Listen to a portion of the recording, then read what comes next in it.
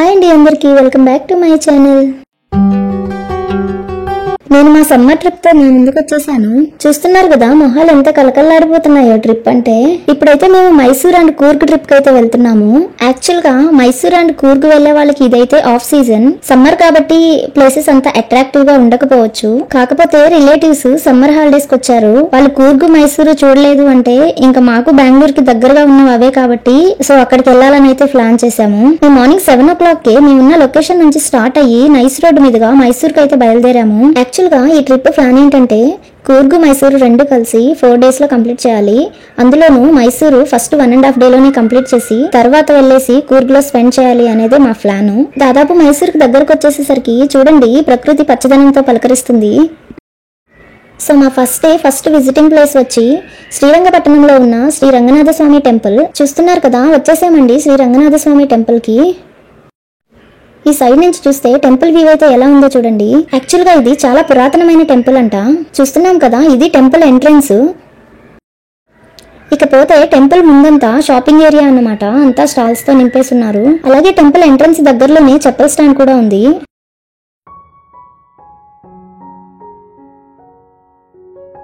మేమైతే స్వామివారిని దర్శించుకోవడానికి టెంపుల్ లోపలికి అయితే బయలుదేరాము. మేము వీక్ డేస్ లో ప్లాన్ చేసుకుని వెళ్లడం వల్ల అంత క్రౌడ్ అయితే ఏమీ లేదు. ఇకపోతే ఈ టెంపుల్ ప్రాముఖ్యత ఏంటంటే తలకావేరి నుంచి వచ్చిన వాటర్ కేఆర్ఎస్ డ్యామ్ లోకి వచ్చి అక్కడి నుంచి ఈ టెంపుల్ బ్యాక్ సైడ్ రెండుగా సపరేట్ అవుతుందంట. అలా సపరేట్ అయిన రెండింటిని ఉత్తర కావేరి దక్షిణ కావేరి అని పిలుస్తారు. ఇకపోతే ఈ ఊరు దాటిన తర్వాత ఆ ఉత్తర కావేరి దక్షిణ కావేరి రెండు కూడా ఒక దగ్గర కలుస్తాయి. అలా కలిసిన ప్లేస్ నే కావేరి సంగమం అని పిలుస్తారు. ఇలా చుట్టూరు కావేరి వాటర్ తో కవర్ చేయడం వల్ల ఈ శ్రీరంగపట్టణమే ఒక ఐలాండ్ అయింది. ఇకపోతే టెంపుల్ లోపల ఫోటోగ్రఫీ అయితే అలౌ లేదు. ఇక స్వామివారి దర్శనం అయితే కంప్లీట్ అయింది. మేము ఇక్కడ ఏమి టైం వేస్ట్ చేయకుండా ఇక్కడ నుంచి నెక్స్ట్ ప్లేస్ కి అయితే బయలుదేరాలి. ఎందుకంటే శ్రీ రంగనాథ స్వామి అలా ఆదిశేషువు మీద పడుకొని అలా సేద తీరుతూ చూడడానికి కనుల విందుగా ఉన్నాడు. ఈ స్వామివారిని దర్శించుకుంటుంటే చాలా మనశ్శాంతిగా అనిపిస్తుంది. ఇప్పుడు మేము వేణుగోపాల స్వామి టెంపుల్ కి అయితే బయలుదేరాము. సో ఇక్కడ నుంచి ఒక 24 kilometers అయితే ఉంది. ఈ టెంపుల్ లో దర్శనం అయిపోయిన తర్వాత మేము అక్కడ నుంచి డైరెక్ట్ గా హోటల్ కి అయితే వెళ్ళిపోవాలి. అయినా వెళ్ళే రూట్ చూడండి ఎంత బాగుందో.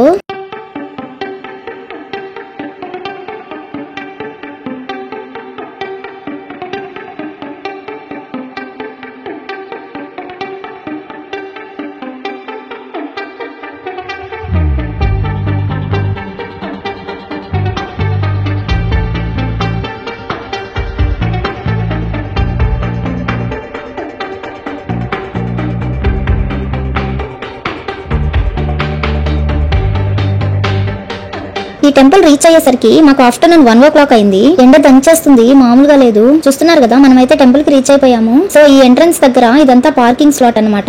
ఇక్కడ వెహికల్ పార్క్ చేసుకుని ఇంకా లోపలికి అయితే వెళ్తున్నాము. ఈ టెంపుల్ స్పెషాలిటీ ఏంటంటే టెంపుల్ కి 3 sides వాటర్ తో కవర్ అయి ఉంటుంది. ఇకపోతే ఇక్కడికి అందరూ కూడా సన్సెట్ చూడడానికి వస్తారు, చాలా అద్భుతంగా ఉంటుందంట. ఇకపోతే ఈ టెంపుల్ కి 7 kilometers డిస్టెన్స్ లో కేఎస్ఆర్ డ్యామ్, అలాగే 8 kilometer డిస్టెన్స్ లో బృందావన్ గార్డెన్ అయితే ఉంది. ఇక్కడికి వచ్చిన వాళ్ళు ఇవన్నీ కూడా కవర్ చేయొచ్చు. ఆఫ్టర్నూన్ అయిపోయింది కాబట్టి మళ్ళీ క్లోజ్ చేసేస్తారేమో అని మేము దర్శనానికి అయితే వెళ్ళాము. ఈ టెంపుల్ లో కూడా ఫోటోగ్రఫీ అయితే అలౌ లేదు. ఇక్కడ టెంపుల్ లోపలికి వచ్చిన తర్వాత ఒక వేణుగోపాల స్వామి మాత్రమే కాదు, అష్టలక్ష్మి దేవతలు, సప్త నదులు, శత ఋషులు, ఇంకా నవగ్రహాలు, దశావతారాలు, అందరు దేవతలని అయితే నిలుపున్నారు. ఇకపోతే ఈ టెంపుల్ హిస్టరీకి వస్తే ఇది 12th century లో ఈ టెంపుల్ ని కన్స్ట్రక్ట్ చేశారు. కానీ కేఎస్ఆర్ డ్యామ్ నిర్మించే టైంలో ఆ వాటర్ తో ఫుల్ ఆ విలేజ్ మొత్తం మునిగిపోయిందంట, టెంపుల్ తో సహా. అలా మునిగిపోయిన టెంపుల్ ని 2000 year లో మళ్ళీ రీకన్స్ట్రక్ట్ చేశారు. గ్రేట్ థింగ్ ఏంటంటే రీకన్స్ట్రక్షన్ చేసిన ఆ టెంపుల్ కి పాత టెంపుల్ యొక్క స్తంభాలు, విగ్రహాలని అమర్చడం జరిగింది.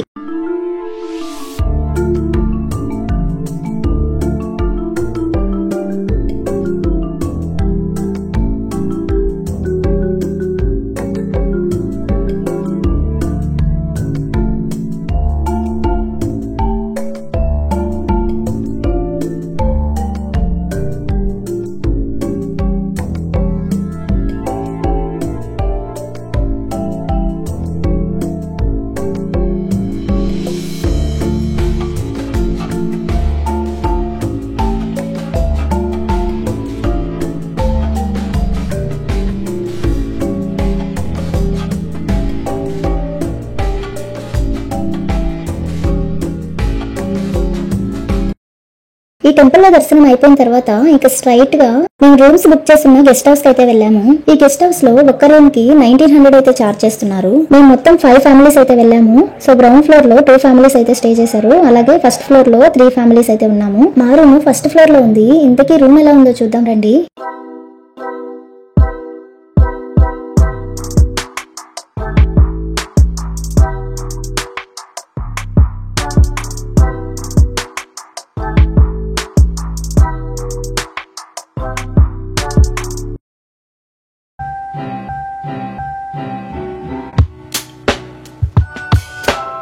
ఇకపోతే ఇది మా రూమ్. నేను వీడియో తీసేసరికి మొత్తం రూమ్ అంతా చిందరవందర అయిపోయింది అనుకోండి. అయితే బాల్కనీ ఇన్ కేస్ మనకి మార్నింగ్ అండ్ ఈవినింగ్ కొంచెం టైం ఉంటే ఇక్కడ కూర్చొని అలా ఎంజాయ్ చేయొచ్చు.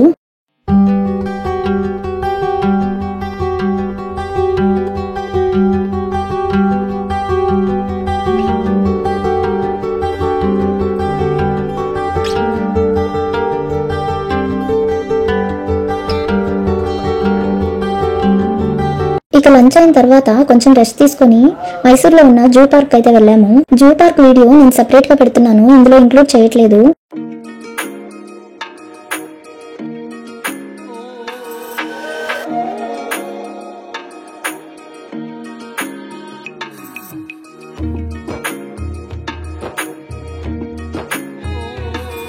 అదే రోజు మేము మైసూర్ ప్యాలెస్ కూడా కవర్ చేయాలనుకున్నాం కాబట్టి ఇక ప్యాలెస్ కి అయితే వెళ్ళాము. మేము అక్కడికి వెళ్ళేటప్పటికి 7 o'clock అలా అయింది. సో ప్యాలెస్ మొత్తం ఫుల్ లైట్స్ తో కళకళలాడిపోతుంది. చూడడానికి అసలు 2 కళ్ళు సరిపోవు అన్నంత బాగుంది కదా.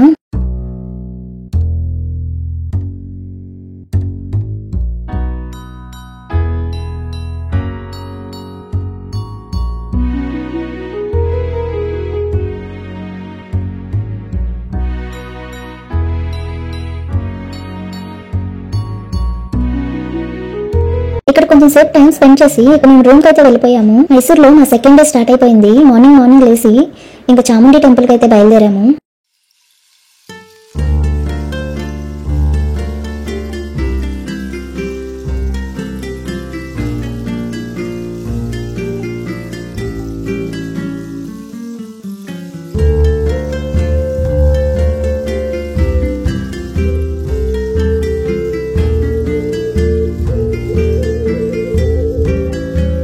ఇక వెళ్లే దారిలో బ్రేక్ఫాస్ట్ చేద్దామని ఒక హోటల్ దగ్గర ఆగి ఇక్కడైతే బ్రేక్ఫాస్ట్ చేశాము.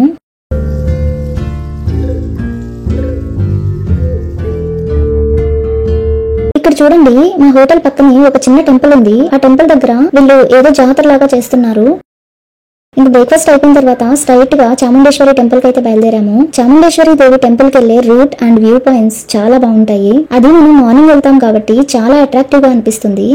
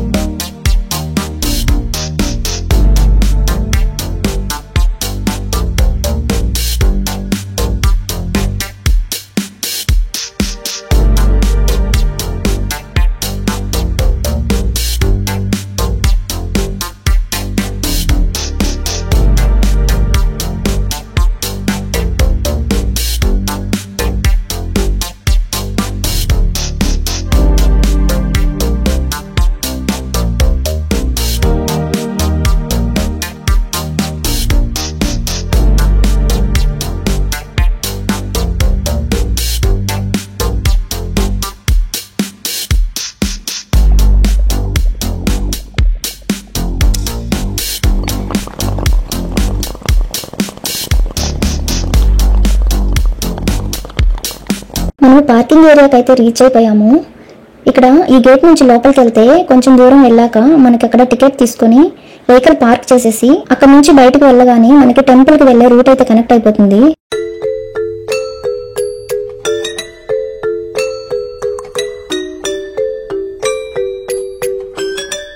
పార్కింగ్ ఏరియా ఎగ్జిట్ నుంచి బయటికి రాగానే సో ఇక్కడ టెంపుల్కి వెళ్ళే ఎంట్రన్స్ అన్నమాట. సో ఇక్కడ నుంచి షాపింగ్ అంతా ఉంటుంది.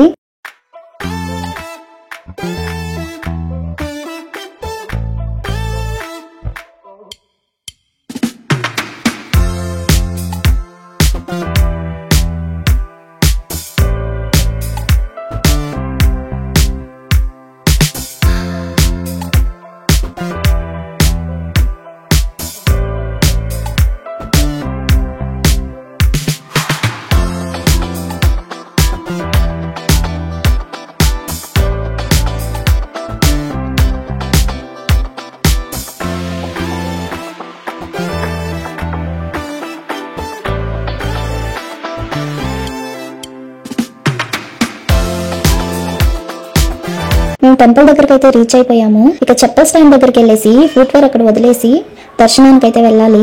సో చూస్తున్నారు కదా, టెంపుల్ కి ముందు మనకు అక్కడే చెప్పల్ స్టాండ్ అయితే కనిపిస్తుంది. టెంపుల్ ఎంట్రన్స్ కి ఆపోజిట్ గా మనకి టికెట్ కౌంటర్ అయితే కనిపిస్తుంది. అక్కడికి వెళ్ళి 100 రూపీస్ టికెట్ అయితే ఒకటి తీసుకున్నాము.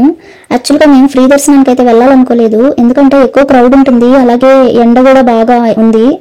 అందుకే పిల్లలు అందరూ ఉండడం వల్ల మేమైతే 100 రూపీస్ టికెట్ తీసుకుని త్వరగా వెళ్ళొచ్చు అని అనుకున్నాము. కానీ అక్కడ జరిగింది ఏంటంటే ఫ్రీ దర్శనానికి వెళ్లే వాళ్ళే త్వరగా వెళ్తున్నారు, 100 రూపీస్ టికెట్ వాళ్ళే ఎక్కువ ఉన్నారు వాళ్ళకంటే కూడా. ఇక చేసేదేముంది, ఆ రోజు ఫ్రైడే అవ్వడం వల్ల క్రౌడ్ కూడా చాలా ఎక్కువ మంది ఉన్నారు. నాకు దర్శనం అయ్యి బయటకు రావడానికి 1.5 అవర్ పట్టింది. కానీ అమ్మవారి దర్శనం అయితే చాలా బాగా జరిగింది.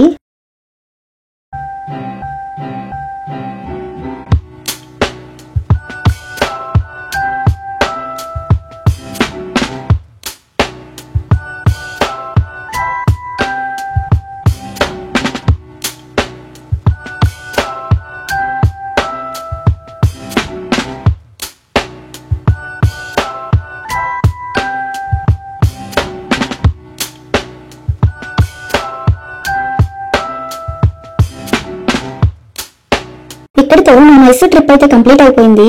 సో మార్నింగ్ మేము రూమ్ చెక్అవుట్ చేసి వచ్చాం కాబట్టి ఇక్కడ నుంచి లంచ్ చేసుకొని హ్యాపీగా ఇంకా కూర్గుకి అయితే బయలుదేరుతాము. సో లంచ్ కి మేము ఈ హోటల్కి వచ్చాము. ఇది హోటల్ RRR అంట, ఏదో మంచి ఫేమస్ అంట.